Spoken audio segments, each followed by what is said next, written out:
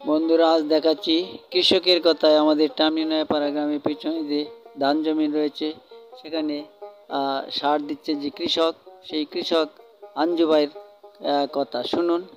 সেই কৃষক কি বলে। সম্মানিত সুধী, দেখতে পাচ্ছেন এটি আমাদের টামনিনয়াপাড়া গ্রামের পিছনেই যে বিলটি রয়েছে, সেখানে এই যে ধান জমিনে সার দিচ্ছে আমার ভাই, এই যে আঞ্জু ভাই। তো আঞ্জু ভাইকে অনেকদিন পরে পেলাম। ভাই, কেমন আছো ভাই? আলহামদুলিল্লাহ ভাই, আপনি কেমন আছেন? জি আলহামদুলিল্লাহ। এটা কি সার দিচ্ছ? ইউরিয়া সার। ইউরিয়া সার। আর এই যে ধানটা, এটা কি জাতের? ধানটা 22। 22। জি এটা কি একটু লাইমলা? জি জি, লাইনটা লাগে। ও আচ্ছা আচ্ছা। এই কদ্দুর ক্ষেত করছো তুমি? আল্লাহ দিলে এবার করছি আমরা তো এই প্রায় 20 কাঠার মতো।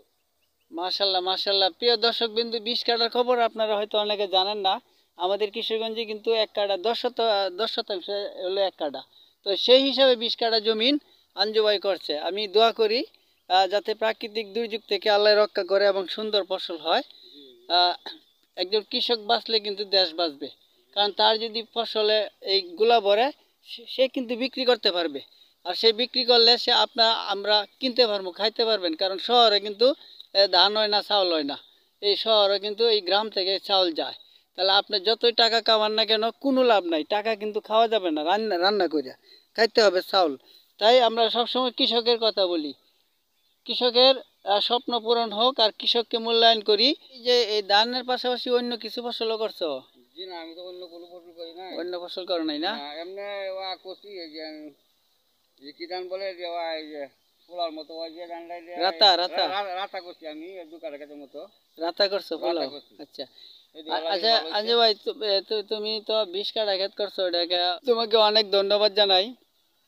20 কাঠা ক্ষেত করা এটা সাধারণ কথা না। এখন এই যে দেখাচ্ছি, তুমি যে দাঁড়ায় আছো, এই যে কাঁচামরিচ ক্ষেত, তারপরে ওই যে ভুট্টা, তারপরে ওই যে মিষ্টি কুমড়া। আসলে ভাই, একটা সময় তো এই ফসল ছিল না। এখন এখানে কিন্তু আমরা খেলতাম, বা গরু সাইরে বড়ি সাইরে তো হইতো।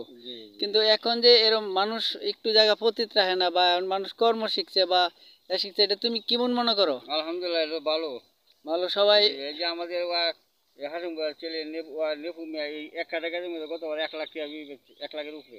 1 লাখের উপরে 1 কাঠা খেত? হ্যাঁ, 1 কাঠা খেত। মিষ্টি কুমড়া না, এই কাঁচামরিচ। কাঁচামরিচ। মাশাল্লাহ মাশাল্লাহ।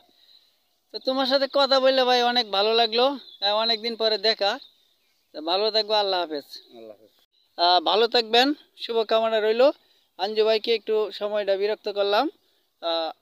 আল্লাহ হাফেজ।